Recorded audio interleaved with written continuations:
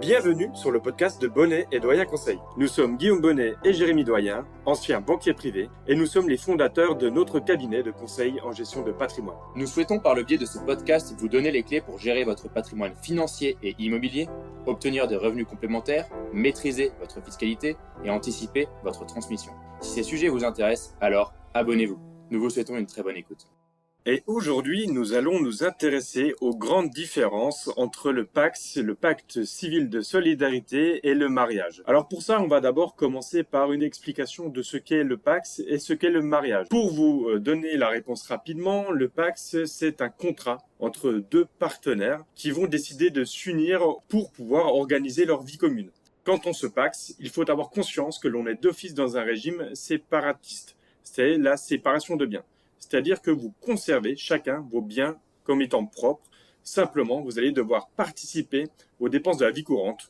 Donc, dans le PACS, vos biens vont rester propres même après la signature de celui-ci. Le mariage, quant à lui, il va être d'office dans un régime de communauté. C'est la communauté légale réduite aux acquêts. Et ici, ça veut simplement dire que les biens qui étaient les vôtres avant le mariage resteront les vôtres, donc des biens propres. Tandis qu'une fois que le mariage il est signé, les biens que vous allez acheter suite à ce mariage avec votre époux ou votre épouse, ils feront partie de la communauté qui se départage à 50% entre chacun des conjoints. Et oui Guillaume, et on rappelle en plus de ça qu'il existe beaucoup de contrats de mariage ou même des contrats de PACS, et c'est là où il peut y avoir des différences sur les biens propres et biens communs. On ne va pas rentrer dans le détail ici aujourd'hui. On va plutôt parler des différences entre le mariage et le PACS. Déjà, il y a des obligations légales. Entre le mariage et le PACS, une des obligations légales qui est commune, c'est de participer aux dépenses de la vie courante. Donc tout ce qui va être loyer ou même tout simplement pour le logement si vous achetez une résidence. Et ensuite, il y a des grandes différences. La grande différence au niveau des obligations légales, c'est que dans un cas, vous n'avez pas à avoir une obligation d'aide financière ou en nature auprès de vos beaux-parents et beaux enfants. C'est le PACS. Là, il n'y a pas cette obligation-là. Alors qu'en cas de mariage, cette obligation existe. Alors, ce qu'il peut être intéressant d'évoquer aussi quand on parle de mariage et de PACS, c'est la protection de la famille, la protection des proches et surtout la protection du partenaire ou du conjoint. Est-ce que tu peux nous expliquer justement comment est-ce que ça fonctionne ici pour protéger ses proches et surtout comment est-ce que ça fonctionne sur les donations ou la succession par exemple? Et on va commencer pendant la vie. Tu as bien raison, on va commencer pendant la vie puis on verra le décès par la suite. Tout au long de la vie, déjà, vous pouvez effectuer des donations entre partenaires ou entre conjoints. Partenaire, PACS, conjoint, mariage, on le rappelle. Donc cela veut dire qu'on peut effectuer une donation à son partenaire ou à son conjoint. On peut effectuer une donation jusqu'à 80 724 € sans payer aucun droit de donation à l'État. Après ce montant, il va falloir payer des droits qui sont sur un barème qui est progressif de 5 à 45% avec des tranches.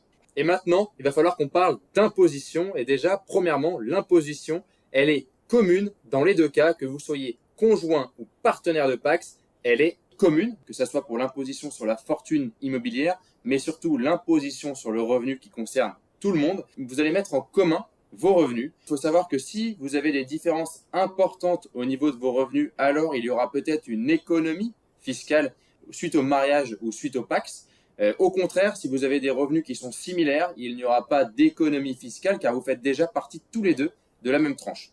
Oui, donc ça c'est super intéressant ce que tu dis et pour bien comprendre, ça veut dire, prenons l'exemple, on gagne tous les deux 50 000 €, on souhaite se marier ou on souhaite se paxer. Là, est-ce qu'il va y avoir un intérêt justement à le faire, contrairement à un couple où l'un pourrait gagner 20 000 € et l'autre 100 000, pour être vraiment dans des exemples parlants? Eh ben, au niveau de l'économie fiscale, il y aura une économie fiscale pour le deuxième couple que tu as cité, alors que pour le premier, il n'y aura pas d'économie fiscale car les deux personnes ont des salaires qui sont similaires. Et c'est important du coup de préciser ici que ce soit pour le mariage ou pour le PACS, le résultat il est le même. Il n'y a pas un intérêt d'aller se marier plutôt que se paxer pour l'imposition. Aucun intérêt. Et est-ce que, ça c'est une question qui peut intéresser aussi du monde, est-ce que quand on se marie ou quand on se paxe, on peut conserver un taux individualisé? Donc oui, pour te répondre Guillaume, on peut conserver un taux individualisé qui permet de refléter davantage la réalité de chacun, son salaire. Par contre, ce qui est important de savoir, c'est qu'aussi on peut faire le taux neutre ou le taux personnalisé qui comprend du coup la situation du couple d'un point de vue global. Bon, on a parlé du coup de la protection, j'ai envie de dire, pendant la vie du mariage ou du PACS et des différences entre les deux. Et je pense que la plus grande différence se fait au décès. Et on va commencer par le droit au logement. Déjà, est-ce que tu peux nous expliquer les différences entre partenaire et conjoint concernant ce droit sur le logement familial? Eh bien ça, c'est une très bonne question. Et là, il faut d'abord commencer par distinguer deux types de droits. On a d'abord le droit viager, qui va permettre de rester dans le logement familial jusqu'à la fin de ses jours, jusqu'à la fin de sa vie. Et ensuite, on a le droit au logement temporaire. Et ici, on est sur une temporalité d'1 an. C'est-à-dire qu'en cas de décès, quand on est marié ou quand on est pacsé, on a le droit au logement de manière temporaire pour les deux cas. Et ça, c'est du coup un droit d'1 année. Ensuite, on n'a plus ce droit. Sauf si vous êtes marié, à ce moment-là, vous allez avoir un droit viager supplémentaire qui vous protège donc plus en tant que conjoint et qui vous assure donc de pouvoir vivre jusqu'à la fin de vos jours dans ce logement familial sans avoir à être inquiété. Oui Guillaume, donc on le comprend bien, le mariage est bien plus protecteur sur ce point-là, car le mariage permet d'avoir un droit au viager. Et il y a un point très important qui intéressera tout le monde, c'est la succession. Comment ça se passe si on est conjoint ou partenaire? Et beaucoup de clients font l'erreur de nous dire qu'ils sont héritiers alors qu'ils sont partenaires et qu'il n'y a pas de testament en place. Peux-tu nous en dire plus, Guillaume, là-dessus? Oui, et là c'est super important si vous nous écoutez et que vous êtes en train de vous demander s'il faut vous marier ou s'il faut plutôt vous pacser. Les droits de succession et surtout la protection du conjoint qui va vous survivre, là il y a une grande différence. Elle est même immense la différence puisque quand on est marié, on va faire partie des héritiers légaux. C'est-à-dire qu'en cas de décès, on va pouvoir demander soit un quart de la succession en pleine propriété ou alors les 100% en usufruit. Selon le nombre d'enfants qu'on va avoir, ça peut influer sur le choix. Par contre, quand on est pacsé, on n'a pas le luxe de se poser cette question parce qu'on n'est tout simplement pas héritier. Et du coup, il n'existe pas une solution pour devenir héritier? Et si, heureusement, il y a une solution miracle pour les personnes qui sont partenaires de Pacs, c'est tout simplement de rédiger un testament. Et là, c'est super important puisque s'il n'y a pas de testament, vous comprenez bien que vous n'êtes pas héritier. Et il suffit de faire un testament pour avoir les mêmes droits qu'une personne qui serait mariée. Et donc là, vous rentrez dans la succession. Et justement, Jérémy, parce que là, on parle de la succession, mais qui dit succession dit aussi fiscalité. On a parlé un peu des droits de donation avec les abattements de 80 724 euros. Est-ce que tu peux nous expliquer comment ça se passe en cas de décès? Eh bien, en cas de décès, il faut savoir qu'il y a une très très bonne nouvelle. Du coup, si vous avez ce fameux testament, vous devenez héritier en tant que partenaire et vous n'avez aucun droit à payer depuis la loi TEPA de 2007.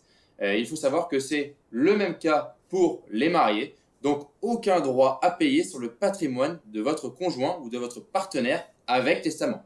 Et Guillaume, je pense qu'il y a un point aussi important qu'on se pose toujours la question en cas de décès. Est-ce qu'on va toucher la pension de réversion de son partenaire ou de son conjoint? Alors là aussi, c'est une inégalité entre le mariage et le Pacs, puisque le mariage, il est plus protecteur dans ce sens où on va pouvoir percevoir la pension de réversion.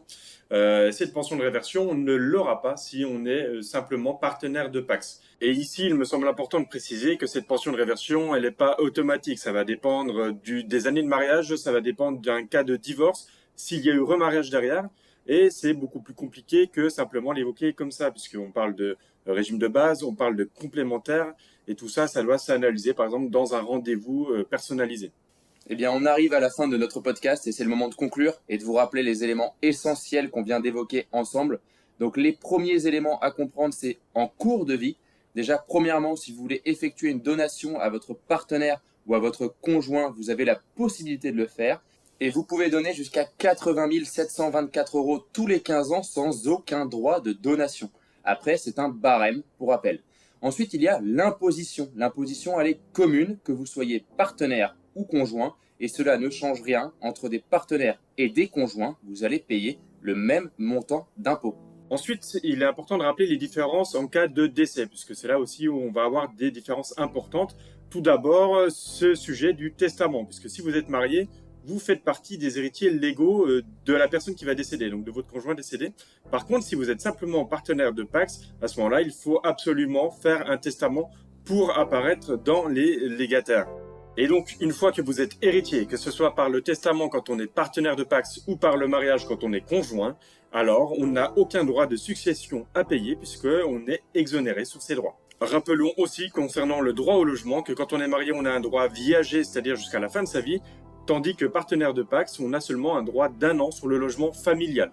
Et enfin, dernière différence, quand on est marié, on va avoir le droit à une pension de réversion quand notre conjoint décède, alors que cela n'est pas possible quand on est simplement partenaire de Pacs. Si vous souhaitez prolonger la discussion, alors vous pouvez directement prendre contact avec nous sur notre site bonnetdoyenconseil.com. C'était Guillaume Bonnet et Jérémy Doyen et nous vous remercions pour votre écoute. À bientôt pour un nouvel épisode.